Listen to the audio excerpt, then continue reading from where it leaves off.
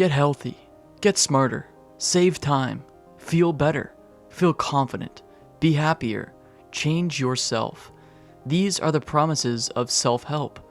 And they sound pretty good, right? They sound like who you want to be. Because we've been convinced that we are not healthy, not smart, not efficient, not confident, and not happy. Well, maybe we're not. Maybe we do need help. And maybe opening that book, buying that seminar, or listening to that podcast is what we need. But the self-improvement movement has us in a chokehold. It's convinced us that we're not good enough so that we'll purchase our way into happiness. And the plan is working. The self-improvement industry was valued at approximately $38 billion in 2022 and is projected to grow to around $80 billion by 2030. Americans spend over $11 billion annually on self-improvement books, seminars, coaching, apps, and personal development tools. Over 20 million self-help books are sold annually in the US. The market for personal growth apps was worth $1.1 billion in 2023 and continues to grow. And approximately 10% of adults in the United States have attended a self-improvement seminar or workshop. These are massive numbers, and they're mostly built on us feeling bad about ourselves. It's normal to grapple with feelings of depression and anxiety. It's only human to feel unsure about our future or our relationships. Of course, we might have to seek out outside help in order to feel better. But far too often, the self-help industry preys on our very real insecurities and struggles to make a quick buck. It all makes sense. We are in a particularly divisive, scary time in history. With the internet at our fingertips, the endless anxiety accompanying doom scrolling awaits us. Self-help books, workshops, and more offer us ways to combat all of the things that we feel are wrong with ourselves or our lives. They can teach us about empowerment and personal growth by offering us a sense of control over our lives. We might learn to develop skills that we didn't have before to regulate our emotions, budget our time better, or set a better routine. By teaching us about things like mindfulness to regulate stress, it can boost our physical health by giving us information about dieting and fitness and promoting better sleep habits. If we've focused on achieving certain goals, there are resources that can bring us closer to them. We might be searching for purpose in our lives or want to make better decisions about our health, work, or relationships. Self-help leaders and the lessons they teach can give us an increased sense of self-awareness. By understanding our strengths and weaknesses better, we can grow into the people that we envision. We can boost self-esteem and better communicate with others in our lives.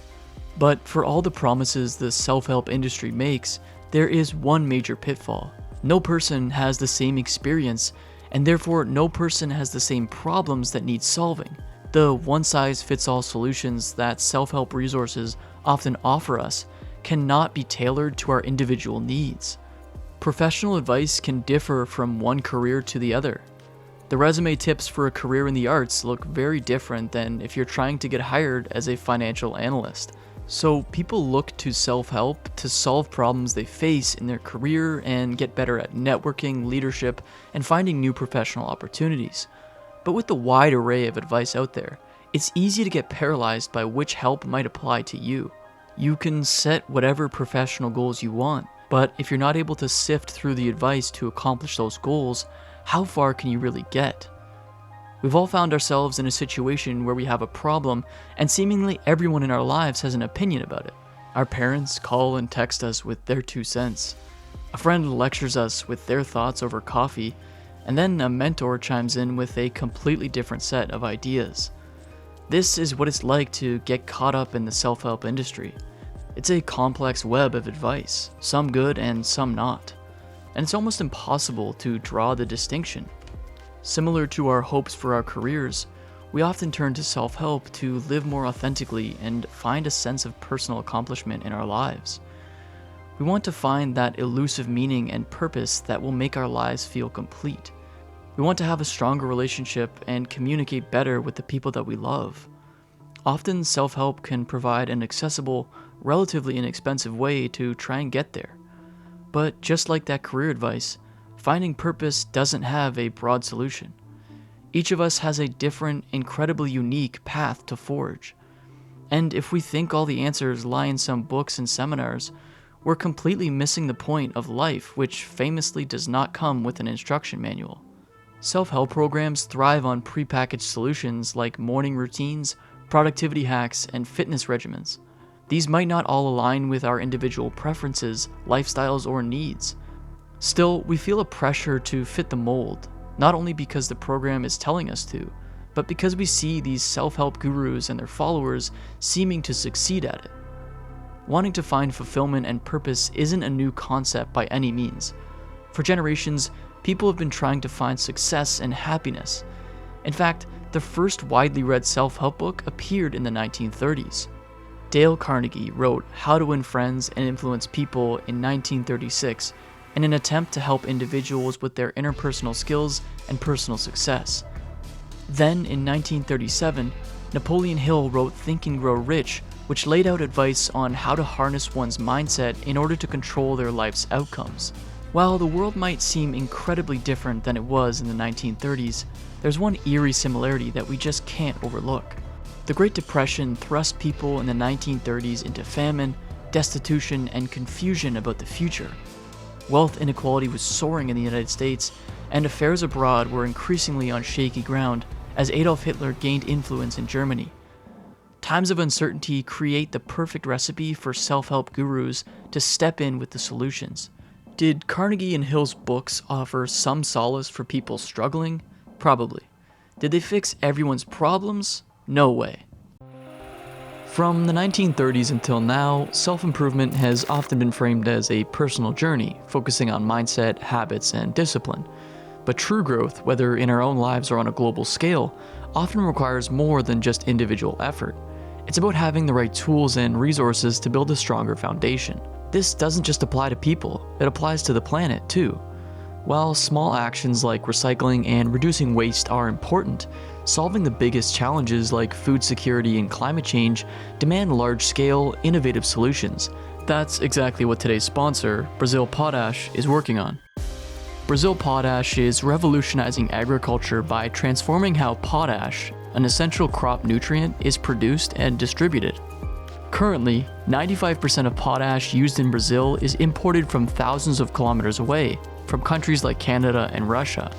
This reliance on imports not only creates a vulnerable supply chain, but also generates substantial greenhouse gas emissions. By producing potash domestically, Brazil Potash is addressing these issues head-on. Their new facility will reduce transportation-related emissions by 80%, equivalent to planting 32 million trees each year. With a production target of 2.4 tons of potash annually, they're poised to supply a significant portion of Brazil's agricultural needs. One of their major initiatives includes a 10-year agreement with the Amag Group, one of the world's largest private soybean producers. Under this partnership, Brazil Potash will provide 550,000 tons of potash annually. And that's just the start.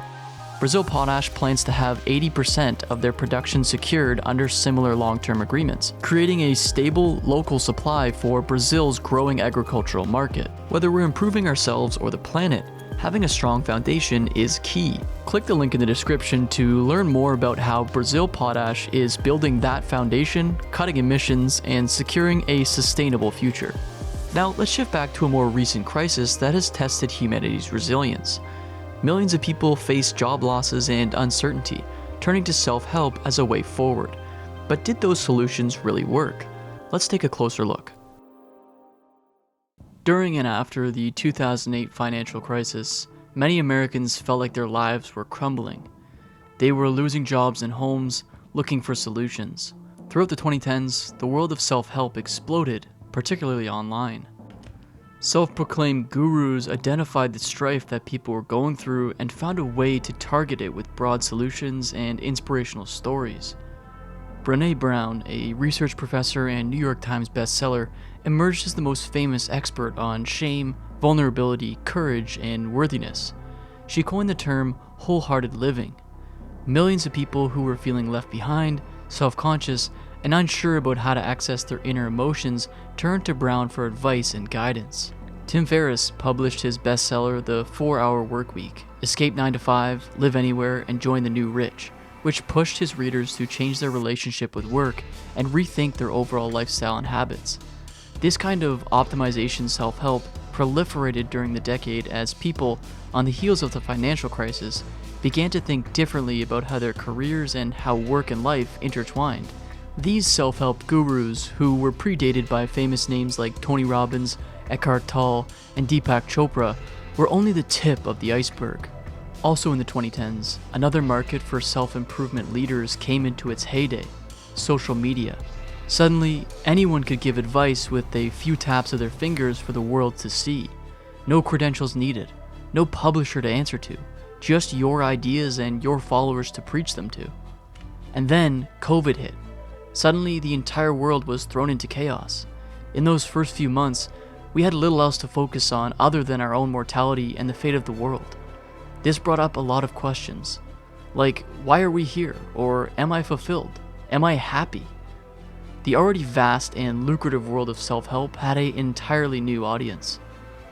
People who before would have never asked themselves certain existential questions were suddenly contemplating their life's purpose. People who had thought their careers were on the right track had a wrench thrown into their plans and couldn't make sense on where to go next. COVID took the need for self-improvement to a whole nother level as the world searched for meaning and answers, and that quest continues to this day. Now, like in the 1930s, the world is in flux. People's livelihoods have been thrown into chaos. Uncertainty rules, and uncertainty is a very uncomfortable place to live. It's natural and even healthy to ask for help, but where that help comes from is key. With the proliferation of self-improvement on social media specifically, it can be easy to fall into a trap of an influencer or guru whose life looks enviable and to think they must know how to be happy and have it all. When we are in pain and looking for answers, any solution can seem appealing. But overall, self-help has mixed results. Studies suggest that 85% of people who get started on self-improvement efforts abandon them within 6 months. They might have unrealistic goals and realize that this one-size-fits-all model of self-help isn't so helpful. Or they might feel a lack of support, which speaks to the disconnect that people can feel between them and these elusive self-help figures. And even for the 15% of people who might find solutions through these programs and advice, is the price tag worth it? Some life coaching programs and seminars charge anywhere from $5,000 to $20,000, which makes self-improvement a serious financial investment for some people. For those of us who wouldn't shell out thousands of dollars on seminars and programs, we're not off the hook when it comes to the chokehold that the self-improvement industry has on our bank accounts. The average consumer spends $200 to $500 annually on personal development resources like books and podcasts. They get us by promoting something that can elude us, which is happiness. The global pursuit of happiness has driven an increase in interest in self-help. Searches for how to be happy rose by 125% over the past decade. While some in the self-help industry might have good intentions and even good ideas, there's too much room for danger. There is a long list of ways for people to become addicted to advice, to drain their bank accounts, and to convince themselves that happiness, fulfillment, and riches are all right around the corner. Diving into self-help can lead to perfectionism and burnout. Approximately 67% of people report feeling overwhelmed by the number of self-improvement strategies available. This leads to decision fatigue and paralysis. The phrase "too many cooks in the kitchen" comes to mind. We all like to think that having a finish line can be helpful, giving us something to reach for and allowing a sense of accomplishment to build inside. Except when we think we should always be improving, there is no finish line. The focus on growth as an ongoing process can foster a sense of inadequacy, since perfection is always just out of reach. This insistence on never-ending improvement also leads to unrealistic standards for ourselves. The self-help gurus who have taken over people's bookshelves, social media feeds, and daily thinking often become idealized role models. Even the most well-intentioned self-help gurus evoke a sense of envy in their followers because that's the whole point. Programs also tend to highlight success stories of ultra-productive, disciplined, or happy people, which can set unattainable benchmarks for the rest of the consumers. The result is that people become hyper-focused on their flaws. Since self-help identifies areas of improvement by its nature, the movement can lead people to fixate on their shortcomings. This becomes counterproductive, and participants can become more dissatisfied or unhappy than they were in the first place. Numerous tools that self-help programs preach lead to an overemphasis on productivity and efficiency. We become trained to measure our worth by our output. Frameworks specifically for professional advancement and self-optimization tie self-worth to productivity. Therefore, if people aren't being productive, they're not succeeding. So what do we do if we're in one of these programs? We start to sacrifice things like rest and fun in order to meet our productivity goals. Does that really make us happier? The hustle culture preached in the self-help movement glorifies working harder and longer. It promotes the idea that success only comes through relentless effort. This type of binary thinking, that you're either all in or you're out, inevitably leads to failure. It's not uncommon with self-improvement methods to find there is no room for partial progress or flexibility. You must prescribe to the method, or the method will not work. These types of all-or-nothing goals focus on achieving grand things, but often ignore the incremental progress. We are all imperfect, and we always will be. Self-improvement that is focused on always being better and better and better convinces us that imperfection cannot coexist with greatness. However, if we struggle on our journey with self-improvement, there is very little space in the industry for us to express it. Toxic positivity is rampant in the self-help industry. It's the voice of that influencer constantly cheering her followers on and reminding them that everything is going to be great, even when it's not. It's the book that never contains a chapter about setbacks and negative emotions, making the reader feel lost when they hit a roadblock. It's the fitness expert never accounting for injury or self-doubt along the way. We cannot realistically live in a world of constant positivity. This expectation that we can and always should be progressing and feeling optimistic is crushing.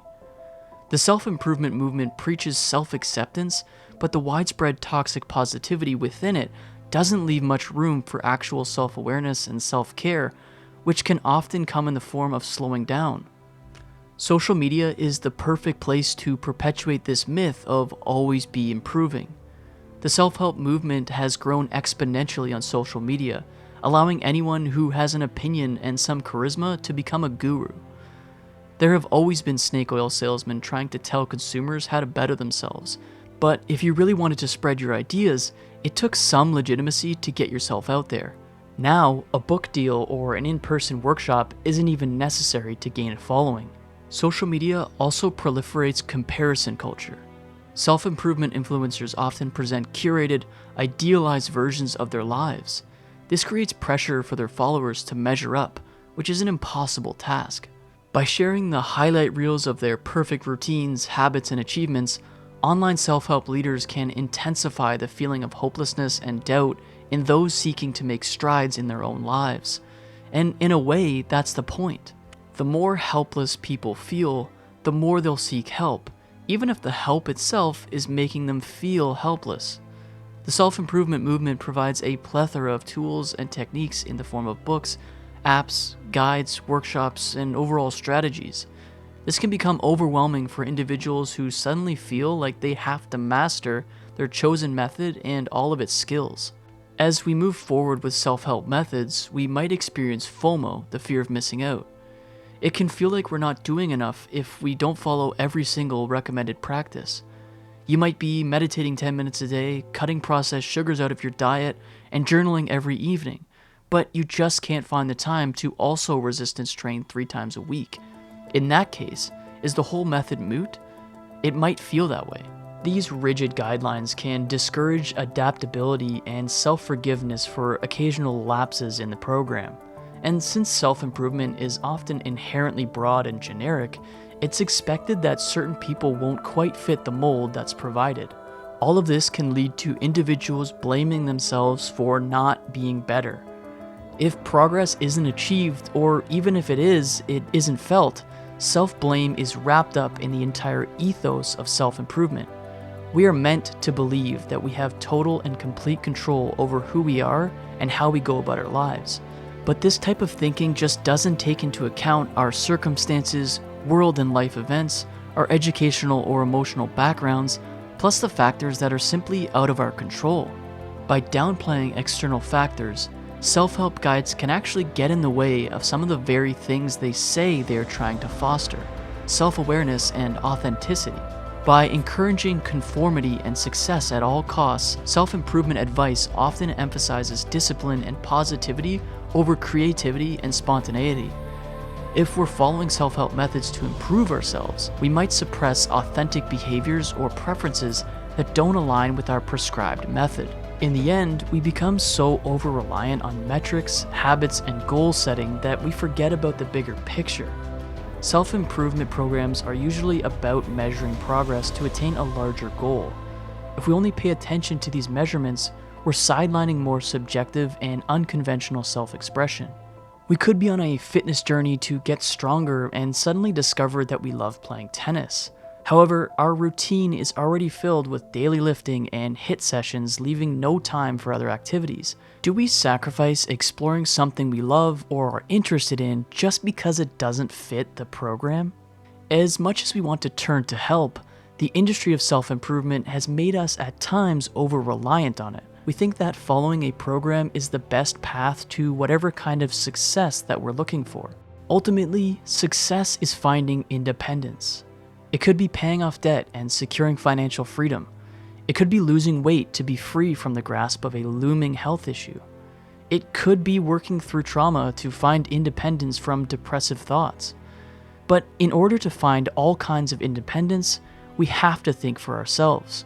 The business of self-improvement is relying on us staying convinced that we cannot think for ourselves.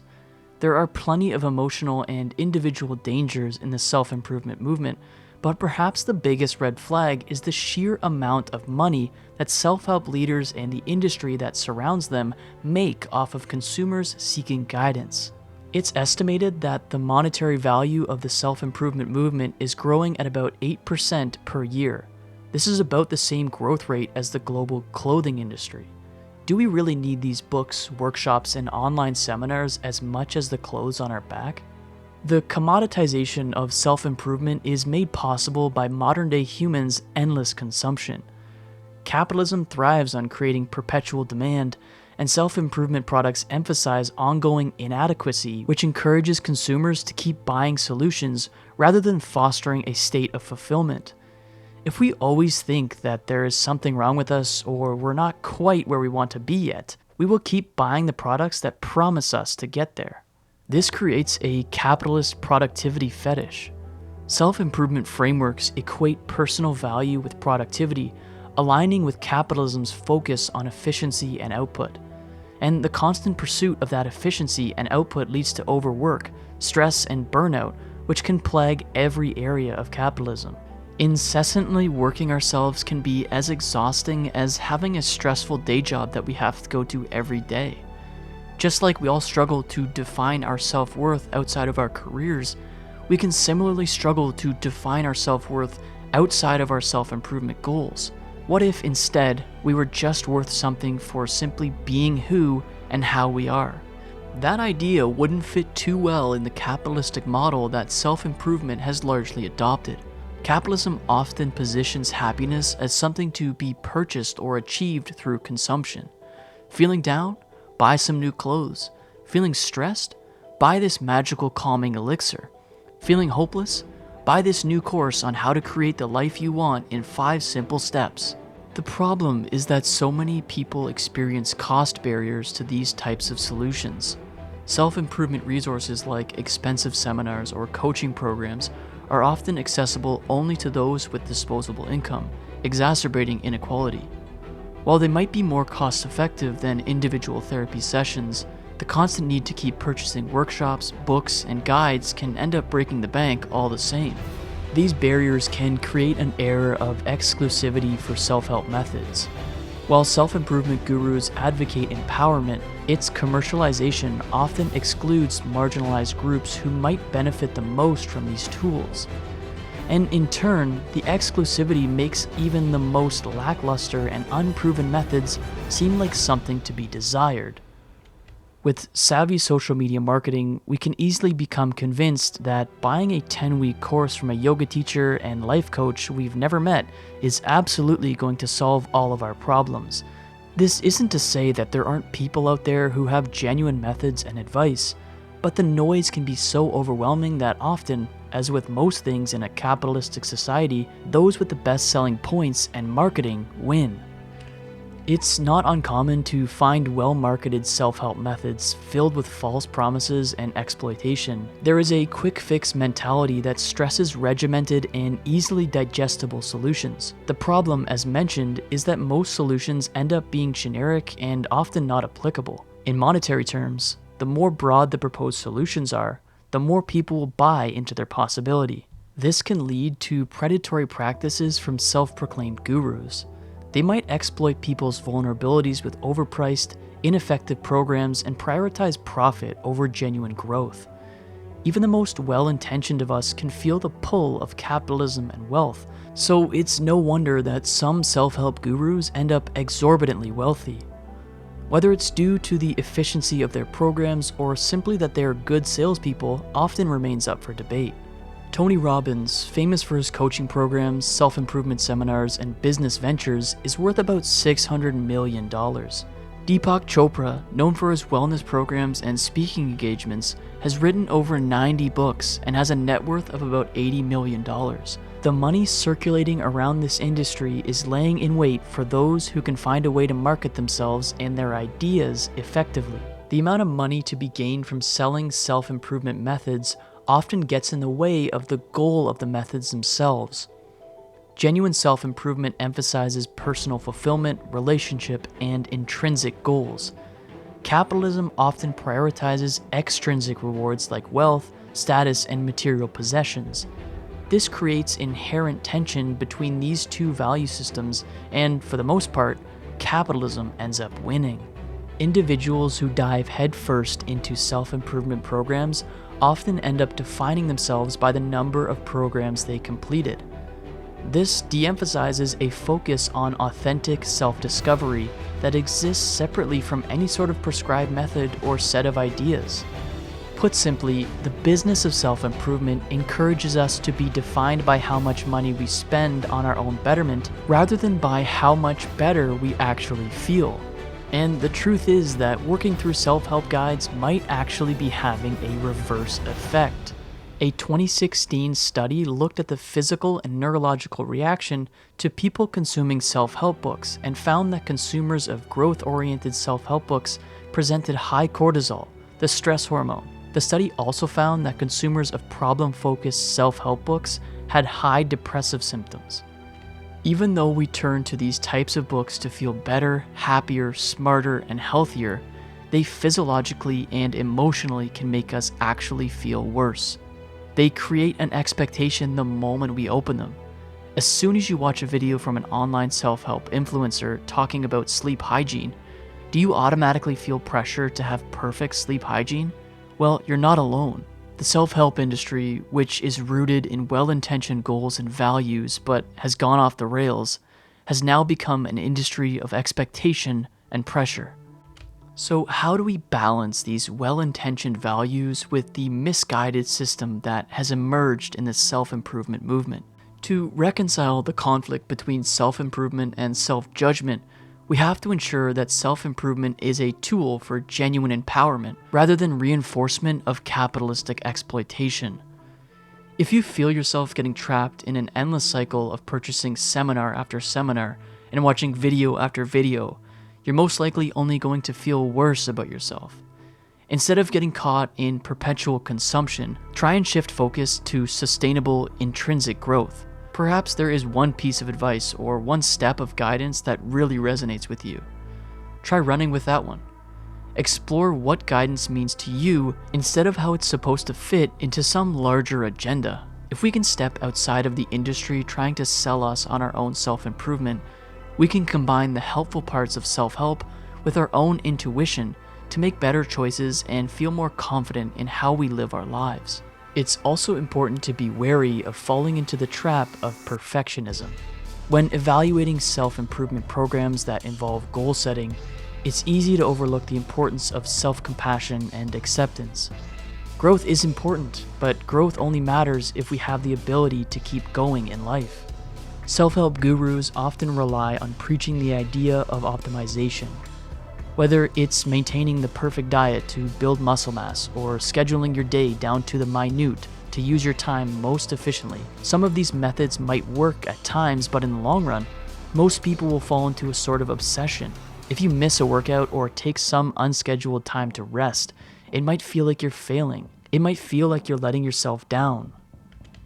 But perfection is unrealistic, and progress is often more important than our goals themselves. While a self-help program might not celebrate the wins along the way and keep you focused on the ultimate goal, recognizing small triumphs as well as setbacks and flaws is not only a healthy way to approach growth, but it's the only way to approach it that will keep us chugging along without burning out. Once you get on the self-improvement hamster wheel, it can be difficult to get off. But staying on will inevitably lead to exhaustion. If the point of any kind of self-help is to equip you with the tools to better yourself, pausing and acknowledging the importance of imperfections along the way is a key component. This kind of reflection is the only way we can retain our individuality. Unfortunately, an abundance of self-help methods assume that we are all the same, and therefore that the same advice will work for all of us. Of course, there are universal experiences like doubt, loss, and anxiety, but there is never a one-size-fits-all approach to dealing with them. Instead of interpreting the words and advice in a self-help book or a post you see on TikTok as gospel, what if you sought out adaptable frameworks that you could tailor to your own needs? Ignore the exact breakfast that random fitness guy laid out on his Instagram story and do some research about a variety of healthy breakfasts so you can choose the one that you'd be most excited to eat. Make the work easier for yourself instead of trying to become someone you're not. By shifting our focus away from conformity, we are able to validate the things that make us unique. Our traits, habits, and aspirations are like no one else in the world, and we should celebrate that. If you're on a self-improvement journey, take the advice that resonates and leave the rest behind so that you don't lose your individuality. Self-improvement is nothing without self-expression. Once we are able to think for ourselves and value what makes us unique, we're much less susceptible to jumping on board with any one self-improvement program. Instead, we might be able to finally view the self-improvement movement for what it ideally should be: an opportunity to foster kindness towards ourselves and help us build self-esteem. Having compassion towards ourselves is an easy way to block out those overly critical and perfectionistic tendencies, and it's a great way to interrupt the profit-driven side of the industry. The downfalls of self-help are most apparent when dealing with self-help that is compulsive and prescriptive. These kinds of programs are meant to get us hooked on wanting to be better in every single possible way. They're more profit-driven than actually wanting to help the people who sign up or consume them. And like anything in a capitalistic society, once an industry has us addicted to its product, it's nearly impossible to step away from it. Is self-improvement truly dangerous? No. The industry and movement that has been built around it is. Wanting to improve is not a bad thing, but thinking we can read or watch or listen ourselves into improving is a myth we've been sold. If we can approach self-improvement with a tactful eye instead of diving into the abyss, we can take what works for us and leave behind the rest. We can recognize when we're being conned and not helped. We can lean into our authentic selves and reject conformity. And we can accept that wanting to be better doesn't mean that we aren't already good.